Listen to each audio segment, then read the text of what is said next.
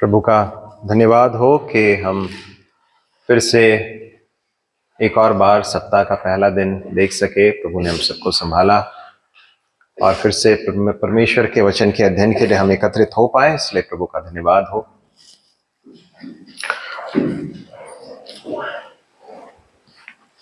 हम उद्धार के विषय में सीख रहे हैं और हमने जिन शब्दों को अभी तक देखा उन्हें जरा दोहराएंगे और मैं चाहूंगा कि भाइयों की ओर से और बहनों की ओर से, सभी की ओर से जो है उत्तर मिले। कोई एक व्यक्ति अगर एक उत्तर देता है तो बाकी लोग फिर दूसरे लोगों के लिए अवसर होगा। बता सकते हैं?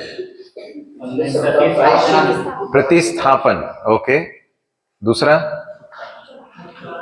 छुटकारा, फिर मेल मिलाप, फिर जी हाँ, नया किया जाना, ओके। प्रायश्चित, जी क्षमा। क्षमा किया क्या हमने? नहीं किया अभी, ओके। तो आज हम क्षमा के विषय में देखने वाले हैं, है ना। फॉरगिवनेस, अंग्रेजी में कहते हैं, क्या कहते हैं? Forgiveness, okay. क्षमा, जब शब्द को सुनते हैं तो आपके मन में क्या आता है? क्षमा का मतलब क्या है? तो किसी को माफ कर देना और ये बातों को स्मरण न करना। ओके, और कोई?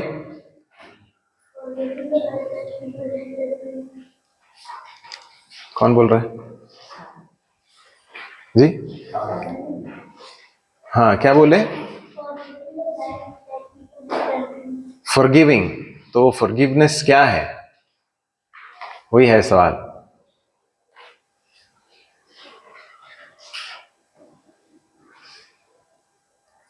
अच्छा, मुझे बताइए कि माफी किसको चाहिए? जिसने गलती की हो, है ना। ठीक है, हम एक भाग निकाल लेते हैं थोड़ा और समझने के लिए। रोमियो की पत्री, उसका 3रा अध्याय निकाल लीजिए।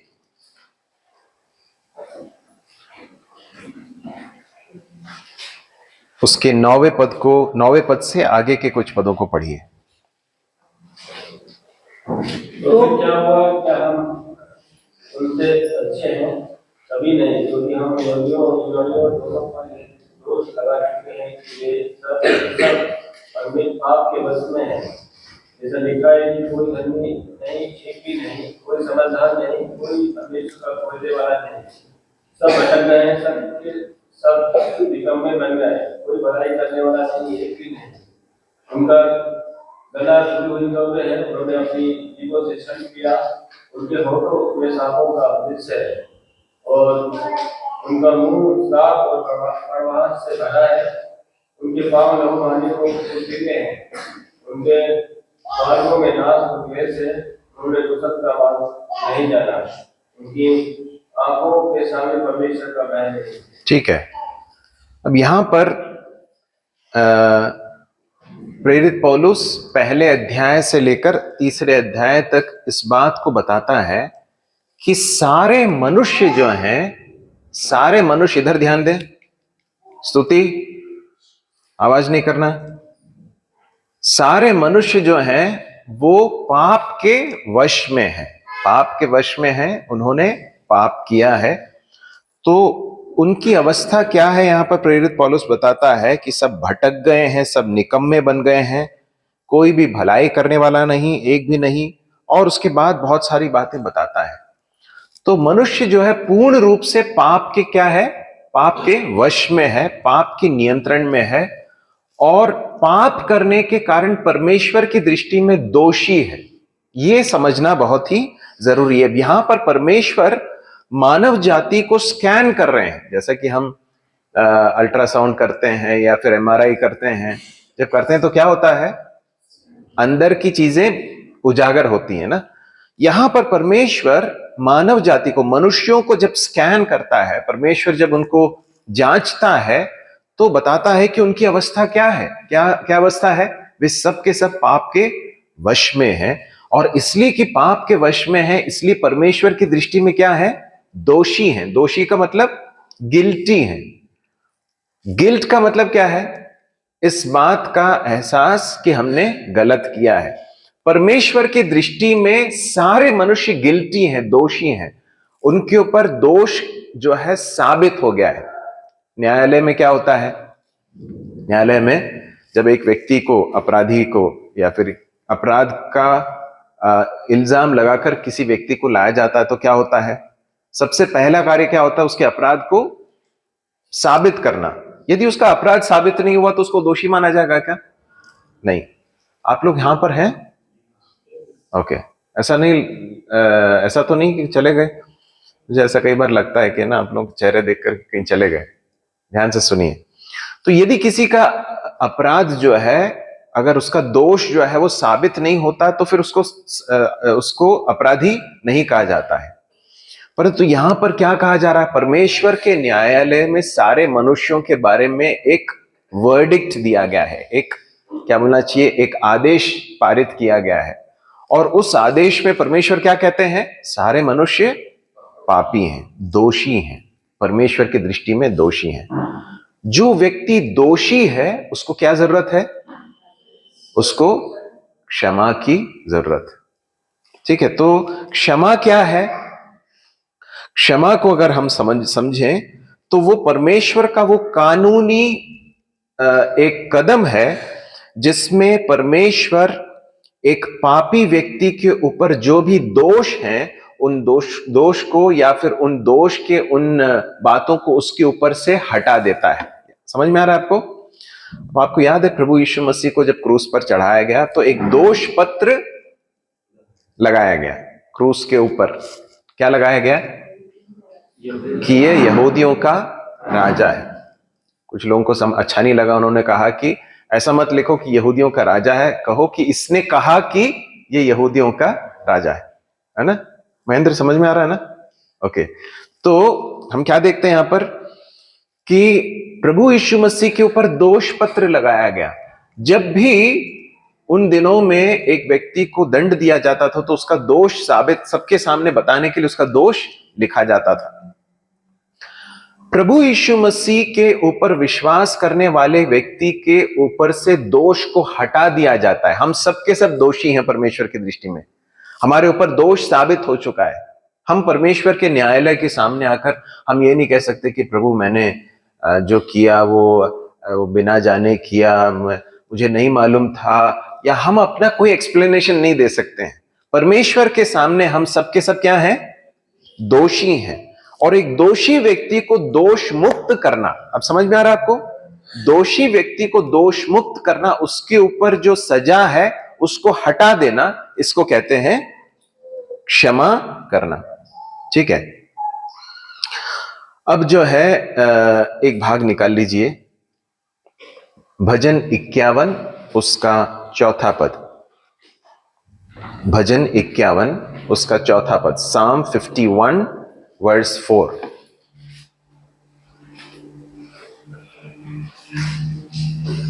मैंने केवल तेरे ही को बात किया, जो सिलेक्शन बोला है नहीं किया, ताकि तू बोलने में सभी और बयान करने में निष्फल।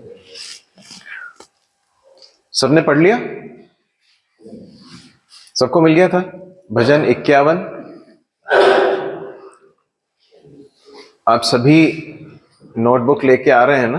अगर कोई नहीं ला रहा हो तो नोटबुक है हमारे पास एक्स्ट्रा, भाई साइलस ने जो प्रिपेयर किए थे वहां पर रखे हुए हैं मेरे पास एक्स्ट्रा। यदि आपके पास किसी के पास नोटबुक नहीं हो तो साइलस भाई से कांटेक्ट कर सकते हैं, आपको नोटबुक मिलेंगे। लेकिन नोटबुक लेकर आइए और लिखिए, तब आप जो है सीखेंगे अच्छी तरह से, है ना? ठीक है, तो यहां पर क्या देखा था हमने? क्या लिखा है? अच्छा, कौन कह रहा है मुझे बताइए? कौन है जो ये कह रहा है? दाऊद कह रहा है। किससे कह रहा है?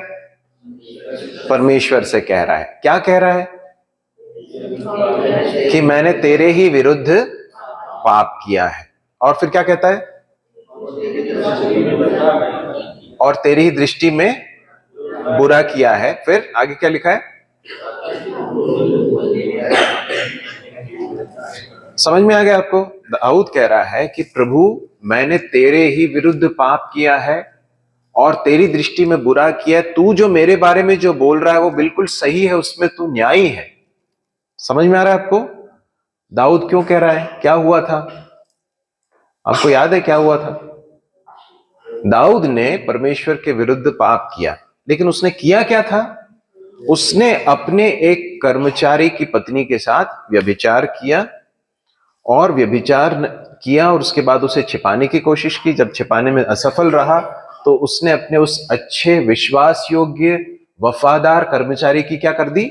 हत्या करवा दी। ठीक है, अब मुझे बताइए कि ये गुनाह किसके खिलाफ किया गया है? ऊरिया के खिलाफ किया गया है, बत्शेबा के खिलाफ किया गया है। परंतु यहां पर दाऊद क्या कह रहा है कि मैंने हे परमेश्वर तेरे विरुद्ध पाप किया है। यूसुफ को पोतीपर की पत्नी जब व्यभिचार करने के लिए प्रेरित करती है तो वो क्या कहता है? मैं इस बड़े पाप को परमेश्वर के विरुद्ध कैसे कर सकता हूं? हर पाप, ध्यान से सुनिए इस बात को, हर पाप जो मनुष्य करता है वो हो सकता है किसी दूसरे मनुष्य के प्रति अपराध हो, है ना? किसी व्यक्ति ने किसी को नुकसान पहुंचाया हो या कुछ गलत काम किया हो, लेकिन सभी लोग ध्यान से सुनिए, सारे पाप अंततः किसके विरुद्ध किए गए हैं?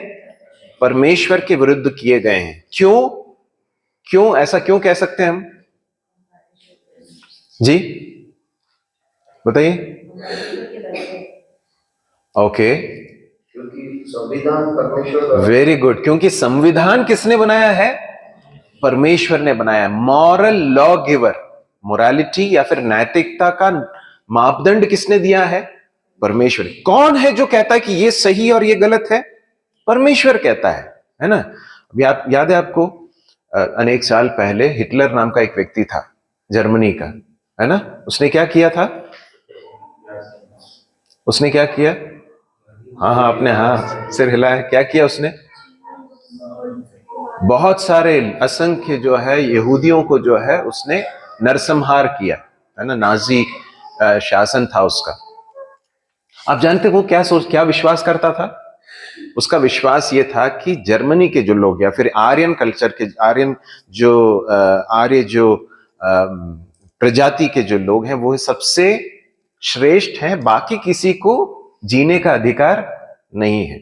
और इसलिए उसने ये कहा कि जो जर्मन लोग हैं वो ही रहने की जीने के योग्य हैं, बाकी जो यहूदी लोग हैं ये सब पेस्ट हैं। पेस्ट मतलब क्या है? ये सब हाँ पिछड़े नहीं, उनको उनको जानवर कीड़े मकड़ों के समान ट्रीट किया जाना चाहिए, उनको मार डालना चाहिए, उनको सफाया करना चाहिए, हमारे बीच में रहने के वे योग्य नहीं है। अब मुझे बताइए, वो अपनी दृष्टि में सही था इसलिए वो इस कार्य को कर रहा था, परंतु हम क्या कहते हैं उसको कि उसने सही किया क्या? क्यों ऐसा कहते हैं? ऐसा क्यों कहते हैं हम? क्योंकि परमेश्वर की दृष्टि में गलत है। क्योंकि मॉरल लॉ गिवर या फिर व्यवस्था को देने वाला या इस बात को निर्धारित करने वाला कि ये सही है और ये गलत है, ये कौन निर्धारित करता है? परमेश्वर करता है। परमेश्वर की दृष्टि में पाप है।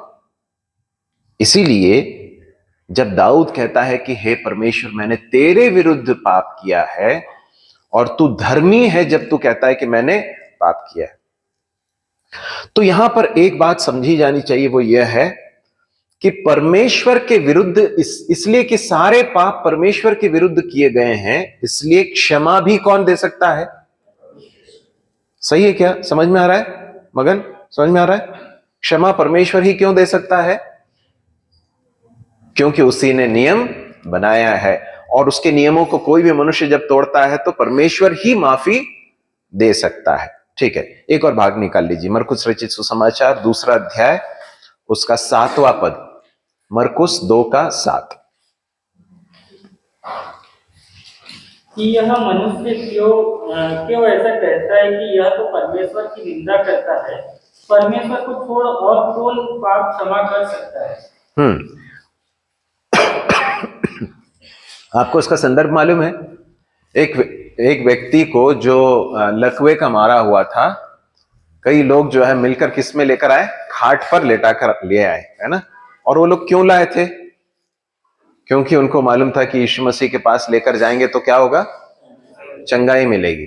ठीक है, तब क्या हुआ, यीशु मसीह के पास लेकर आए और प्रभु यीशु मसीह के पास लेकर आए कि वो चंगाई दें। प्रभु यीशु मसीह ने चंगाई देने से पहले कुछ कहा, क्या कहा, हे पुत्र तेरे पाप क्षमा हुए। प्रभु यीशु मसीह ने उसको चंगा करने, शारीरिक चंगाई देने से पहले उसको पापों की क्षमा दी।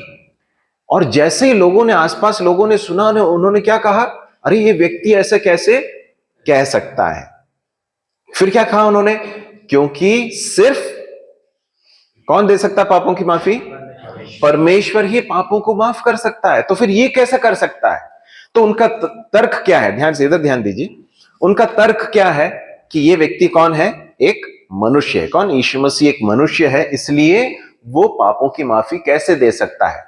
प्रभु यीशु मसीह ने क्या बताया, मनुष्य के पुत्र को पाप की माफी देने का, पाप को क्षमा करने का अधिकार है, और उस बात को उन्होंने प्रमाणित किया आगे जाकर।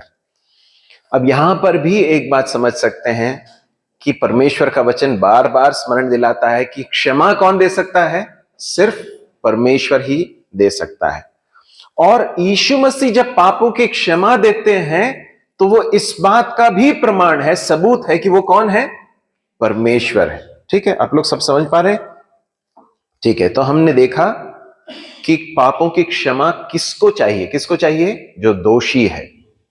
कौन दोषी है, सारे मनुष्य दोषी हैं। फिर हमने देखा कि फॉरगिवनेस का या क्षमा का अर्थ क्या है। फिर हमने इस बात को देखा कि कौन क्षमा दे सकता है, सिर्फ परमेश्वर ही क्षमा दे सकता, कोई भी मनुष्य दूसरे मनुष्य को क्षमा दान नहीं कर सकता है। ठीक है, अब अगली बात, जब परमेश्वर, ध्यान से सुनिए, जब परमेश्वर मनुष्य को, पापी मनुष्य को क्षमा दान देता है तो उसका आधार क्या है, उसका बेसिस क्या है, किस आधार पर परमेश्वर मनुष्य को पापों की माफी देता है। अब ध्यान से सुनिए, हम कई बार अपने बच्चे, हमारे बच्चे जब कोई गलत करते हैं या कोई भी गलत करता है तो कई बार हम लोग कहते हैं कि ठीक है कोई बात नहीं, जाने दो, ऐसा कहते हैं ना, ये कोई बात नहीं, जाने दो।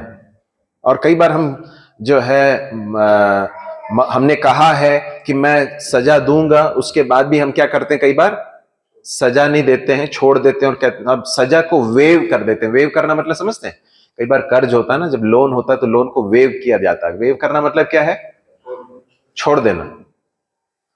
अब मुझे बताइए, जब परमेश्वर पापी मनुष्य के पाप को माफ करता है तो क्या वो ऐसे ही छोड़ देता है क्या, कोई बात नहीं जाने दो, ऐसा करता है क्या, उसका आधार क्या है।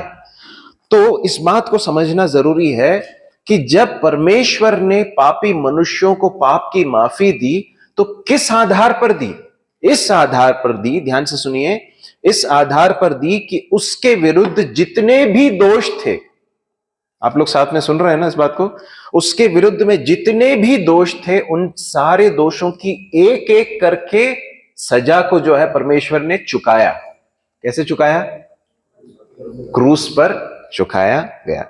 इब्रानियों 9वें अध्याय के 22वें पद को जरा पढ़ लीजिए।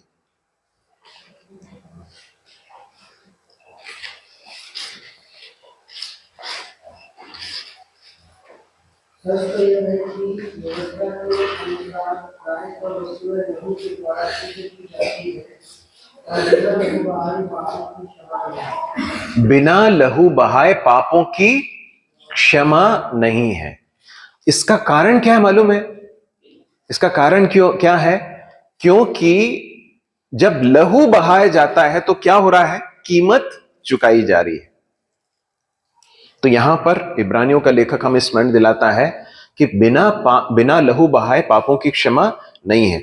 जब परमेश्वर हमारे पापों को माफ करते हैं तो उसका बेसिस क्या, उसका ग्राउंड क्या है, कि उसके लिए हमारी सजा जो हमारे ऊपर से हटाई जा रही है वो इसलिए हटाई जा रही है, इस आधार पर हटाई जा रही है कि वो सजा किसी और ने उठा ली है।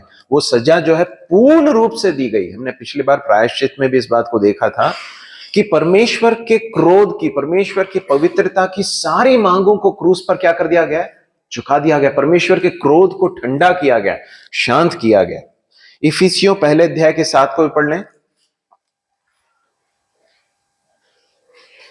इफिसियों पहला अध्याय 7वां पद, इफिशियंस 1:7। हमको उसमें उसके लहू के द्वारा छुटकारा अर्थात अपराधों की क्षमा उसके उस अनुग्रह के धन के अनुसार मिला। अब यहां पर बताता है, पौलुस प्रेरित बताता है कि हमें यह क्षमा कैसे मिलती है। कैसे मिलती है, फिर से पढ़ेंगे उसे। हमको उसमें उसके लहू के द्वारा, उसके लहू के द्वारा। पहली बात तो लहू बहाया गया। हमने पहले देखा था कि बिना लहू बहाए क्षमा नहीं हो सकती। अब यहां पर प्रेरित पौलुस बताता किसका लहू बहाया गया। किसका लहू बहाया गया? प्रभु यीशु मसीह का लहू बहाया गया। फिर आगे लिखा है क्या है? अपराधों की क्षमा हाँ, उसके उस अनुग्रह के धन के अनुसार मिला। या उसके उस अनुग्रह के धन के अनुसार मिला। तो जब लहू बहाया जा रहा था तो परमेश्वर का अनुग्रह हम पर प्रकट हो रहा था, लेकिन सजा किसके किसके ऊपर जारी थी? प्रभु यीशु मसीह के ऊपर। तो न्याय किसके ऊपर चुकाया जा रहा था? प्रभु यीशु मसीह के ऊपर चुकाया जा रहा था। दोष पत्र हमारे विरुद्ध था, उस दोष पत्र को क्या कर दिया गया? यीशु मसीह के ऊपर लगा दिया गया। सारा दोष किसके ऊपर डाल दिया गया? प्रभु यीशु मसीह के ऊपर डाल दिया गया। इसलिए हम कुलुसियों की पत्री में पढ़ते हैं कि हमारे विरुद्ध जो दोष पत्र था उसको क्या कर दिया? क्रूस पर कीलों से जड़कर सामने से हटा दिया। परमेश्वर ने प्रभु यीशु मसीह के लहू के द्वारा, उसका खून बहाया गया हमें माफी देने के लिए, हमें पापों की क्षमा देने के लिए। क्षमा मतलब जो पेनल्टी है, जो दंड है, वो हमारे ऊपर से हटा दिया गया। हम रोमियो की पत्री 8वें अध्याय पहले पद में क्या पढ़ते हैं, बताएंगे? रोमियो 8 के पहले में क्या लिखा है? अब जो मसीह यीशु में है उन पर दंड की आज्ञा नहीं है। दंड हट गया, दंड हट गया।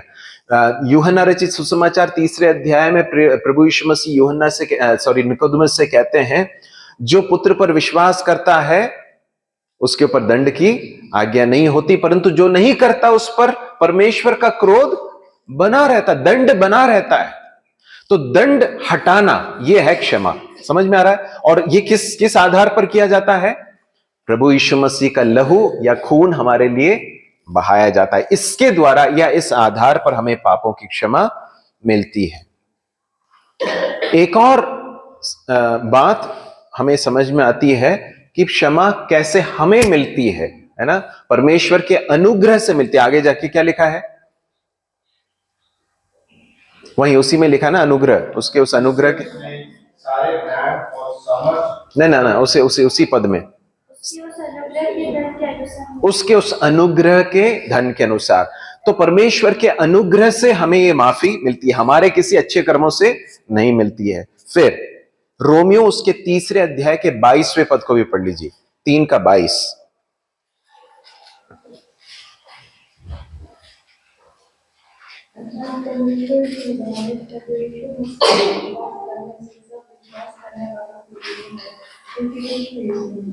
ओके, यहां पर एक और सच्चाई जो हमें समझ में आती है कि पापों की क्षमा एक पापी व्यक्ति को कैसे मिलती है, किस आधार पर मिलती है? आधार क्या उसका? कि लहू बहाया गया। किसका लहू बहाया गया? प्रभु यीशु मसीह का लहू बहाया गया। फिर परमेश्वर के अनुग्रह से हमें मिलता है। लेकिन कैसे मिलता है? जब एक व्यक्ति विश्वास करता है। क्या विश्वास करता है? कि यीशु मसीह का जो क्रूस पर बलिदान था वो मेरे पापों के लिए था। जब एक व्यक्ति व्यक्तिगत रूप से इस बात पर विश्वास करता है, ध्यान से सुन रहे हैं ना, तब उसको क्या मिलता है? पापों की क्षमा मिलती है। क्षमा का एक बहुत सुंदर एक चित्र जो है यूहन्ना रचित सुसमाचार उसके 8वें अध्याय में मिलता है। वहां पर हम पढ़ते हैं कि एक स्त्री को जो व्यभिचार में पकड़ी गई थी, लोग लेकर आए। क्या कहते हैं? ये मूसा की व्यवस्था के अनुसार दोषी है। दोषी है मतलब दंड के योग्य है। दंड क्या मिलना चाहिए इसको, अभिषेक भाई? क्या मिलना चाहिए?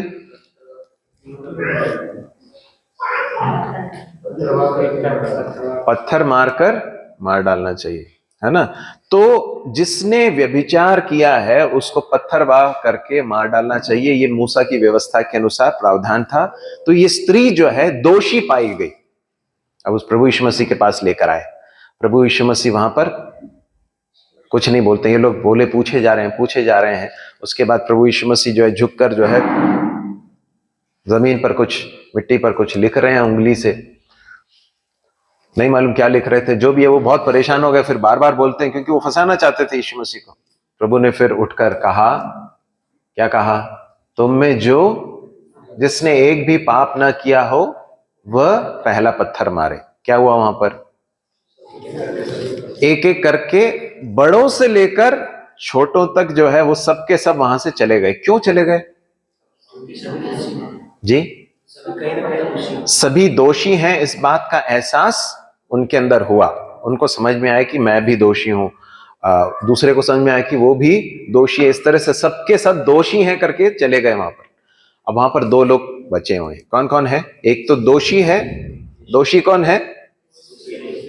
स्त्री है। और कौन दूसरा व्यक्ति कौन है? यीशु मसीह है, जो उस दोष का दंड दे सकता है, उसका अधिकार रखता है। प्रभु यीशु मसीह ने क्या कहा? मैं तुझ पर दंड की आज्ञा नहीं देता, जा और फिर पाप मत कर। अब मुझे बताइए, प्रभु यीशु मसीह ने उसको माफ किया, प्रभु यीशु मसीह ने उसे दंड से बचा लिया। आधार क्या था? कि मुझे बस मैं कुछ भी बोल सकता हूं, ऐसा था क्या? प्रभु यीशु मसीह किस आधार पर कह रहे हैं? क्योंकि कुछ ही समय के बाद इस स्त्री के बदले में भी प्रभु यीशु मसीह क्या होने वाले हैं? बलिदान होने वाले। उसका दोष प्रभु यीशु मसीह उठाने वाले हैं, है ना? मैं समझ में आ रहा है? तो इस बात को बताते उस आधार पर प्रभु यीशु मसीह उसे पापों की माफी देते हैं, है ना। तो हम परमेश्वर के वचन में माफी जो शब्द है जब भी हम देखते हैं या पापों की क्षमा देखते हैं तो हमें इन सारी बातों को समझना बहुत जरूरी। कैसे हमें मिलता है? विश्वास के द्वारा हम प्राप्त करते हैं। अब एक और सच्चाई, एक व्यक्ति की पापों की क्षमा जब परमेश्वर प्रदान करता है तो कौन कौन से पापों की क्षमा देता है परमेश्वर? सारे पापों? पक्का है क्या? हाँ, कैसे कह सकते हैं? या आपको लग रहा है कि वचन का कुछ आधार है? कोई भी एक बात को भी पाप रहा था वो परमेश्वर के पास पहुंचे नहीं। ठीक है, वो तो एक तर्क आप दे रहे हैं। ठीक है, वचन में से कोई भाग नहीं बता सकते हैं क्या?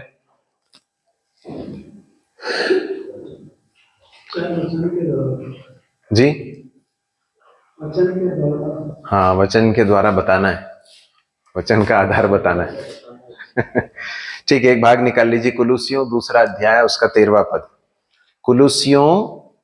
Colossians chapter 2 verse 13। उसमें तुम्हें भी जो अपने अपराधों और अपने शरीर की खतना रही दशा में मुर्दा थे, उसके साथ दिलाया और हमारे सब अपराधों को क्षमा किया। हमारे सब अपराधों को क्षमा किया। तो हम जब पाप के माफी की बात करते हैं, क्षमा की बात करते हैं, तो यह समझना जरूरी है कि मनुष्य जो है उसके पापों का पूरा प्रावधान, उसके क्षमा का पूरा प्रावधान परमेश्वर ने प्रभु यीशु मसीह के द्वारा किया है। उसके अतीत के पाप या फिर उसके पहले के जो पाप हैं, उसके बाद उसके वर्तमान के जो पाप हैं और आने वाले समयों में जो उसके जीवन में पाप हो सकते हैं, उन सारे पापों की क्षमा का प्रावधान किसमें है? प्रभु यीशु मसीह के बलिदान में है। आप समझ रहे हैं क्या इस बात को? इसलिए परमेश्वर के द्वारा पाप की क्षमा जो मिलती है वो कितना बड़ा परमेश्वर का दान है कि परमेश्वर उसमें हमारे सारे पापों को इंक्लूड करता है। ऐसा कोई पाप नहीं है जो प्रभु यीशु मसीह के द्वारा क्षमा नहीं किया जा सकता है। परमेश्वर का वचन हमें स्मरण दिलाता कि सारे पापों की क्षमा परमेश्वर का प्रभु यीशु मसीह के लहू के द्वारा हमें प्राप्त होता है। एक और भाग जल्दी से पढ़ लीजिए, पहला यूहन्ना पहला अध्याय और उसका 9वां पद। 1 John chapter 1 verse 9। यदि हम अपने पापों को मान लें तो वह हमारे पापों को क्षमा करे और हमें सब अधर्म से शुद्ध करते हैं। इस बात को भी और धन्य है। 7वें पद को भी पढ़ लें। पर यदि जैसा वह ज्योति में है वैसे ही हम भी ज्योति में चलें तो एक दूसरे से सद्भावना रखते हैं और उसके पुत्र यीशु का लहू हमें सब पापों से शुद्ध करता है। उसके पुत्र यीशु का लहू हमें सब पापों से शुद्ध करता है।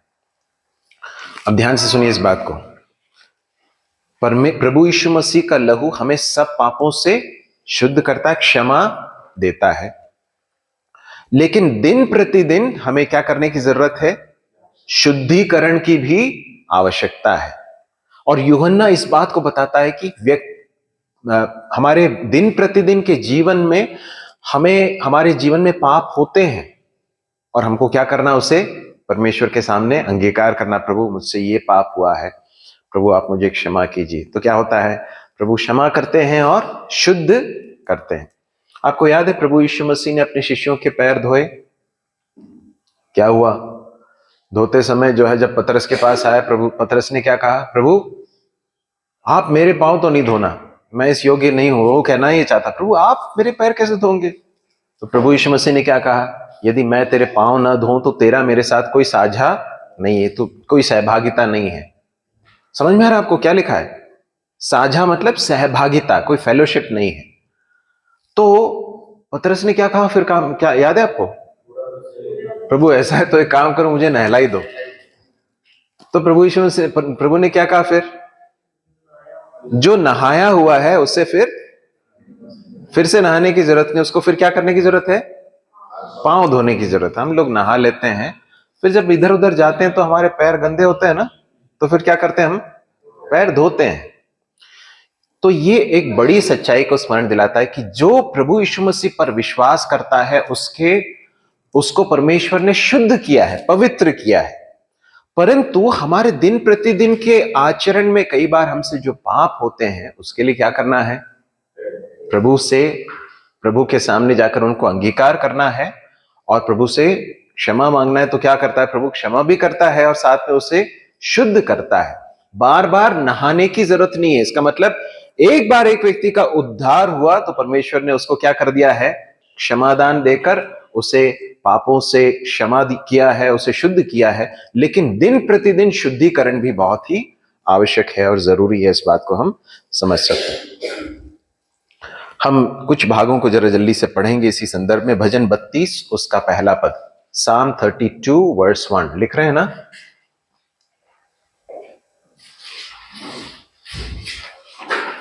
पढ़ लें। क्या ही धनी है वो जिसका अपराध क्षमा किया गया और जिसका पाप ढका गया। भजन 32 का 1, भजन 32 का 1। हाँ, या फिर से पढ़ लीजिए। हाँ, सही पढ़ा आपने। क्या ही धनी है वो जिसका अपराध क्षमा किया गया और जिसका पाप ढका गया। ठीक है, अब जरा ध्यान से सुनिए। हम थोड़ी देर पहले भजन 51 पढ़ रहे थे। किसके द्वारा लिखा है? दाऊद के। और ये किसने लिखा है? ये भी दाऊद ने लिखा है। भजन 51 भाग बाद में आता है क्रम में, लेकिन वो वास्तव में लिखा पहले गया है ना। बाद में भजन 32 लिखा गया है। भजन 32 में दाऊद अपने उसी अनुभव के बारे में बता रहे थे। भजन 51 में वो क्या कर रहा था? पापों का अंगीकार कर रहा था। प्रभु से कह रहा था, प्रभु मैंने तेरे ही विरुद्ध पाप किया है, प्रभु मुझे शुद्ध कर, जूफे से शुद्ध कर, देख तू हृदय की सच्चाई से प्रसन्न होता है। ये सारी बातों को कहता है।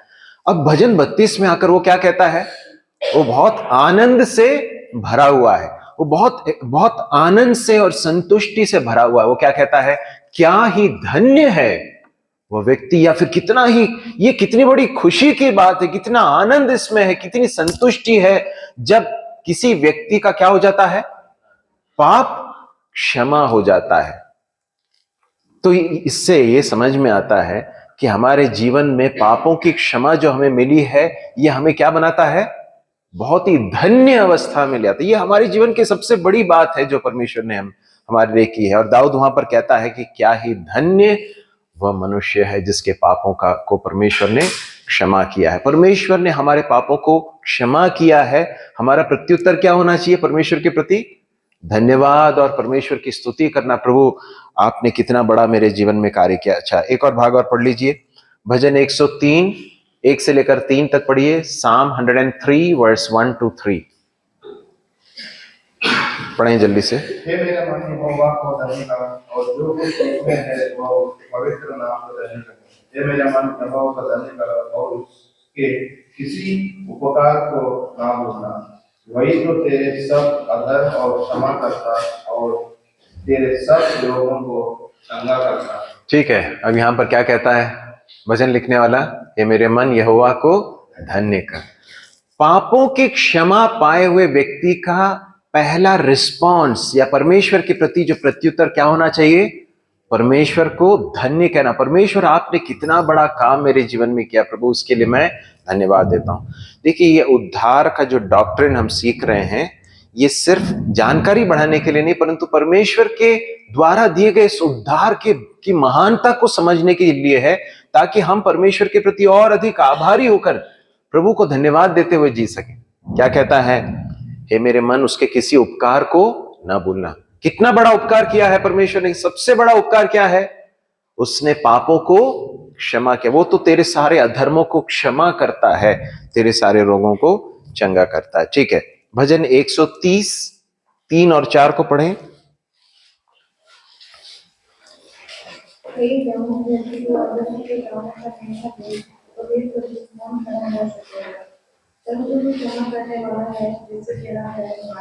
अब देखिए, यहां पर लिखा है कि हे यहोवा, यदि तू अधर्म का लेखा ले तो कौन खड़ा रह सकता है? परंतु तू क्या करता है? अधर्मों को क्षमा करता है। ये परमेश्वर की सबसे बड़ी बात है। जो परमेश्वर का प्रेम, परमेश्वर के द्वारा जो क्षमा मिलता है, यह हमें परमेश्वर के प्रति और अधिक भक्ति से भरना चाहिए। कहता है कि हे प्रभु, हे यहोवा, कौन है जो तेरे समान ऐसा पापों की क्षमा देता है? कोई नहीं दे सकता है। ठीक है, तो प्रभु हमारी सहायता करे कि हमें जो पापों की क्षमा मिली है उसके प्रति धन्यवाद और आभार से भरे हुए लोग होकर जी सके। हम यहाँ पर आज समाप्त करने वाले हैं। हमने क्षमा के विषय में देखा है ना। हमने क्या देखा कि क्षमा का अर्थ क्या है? क्षमा का अर्थ क्या है? पापों की क्षमा में परमेश्वर हमारे ऊपर जो दोष है उस दोष को क्या कर देता है? हटा देता है। हमारे ऊपर जो दंड है उस दंड को हटा देता है। किस आधार पर हटाता है? क्योंकि वही दोष, वही दंड किसके ऊपर डाल दिया गया? परमेश्वर के पुत्र प्रभु यीशु मसीह के ऊपर डाल दिया गया, और उस आधार पर हमारे पापों को क्षमा किया जाता है। हमने इस बात को भी देखा था कि वो प्रभु यीशु मसीह के लहू के द्वारा हमें क्षमा मिलती है। इसलिए हर बार जब हम प्रभु भोज में शामिल होते हैं, जब हम प्रभु भोज में शामिल होते हैं, तो जब हम रोटी और दाखरस में से, जब प्याले में से जब हम शामिल होते हैं, तो हम इस बात को प्रभु के सामने धन्यवाद के साथ स्मरण कर रहे हैं कि प्रभु आपने क्या दिया? मुझे पापों की क्षमा दी है। किस आधार पर दी है? अपने पुत्र को देकर दी है।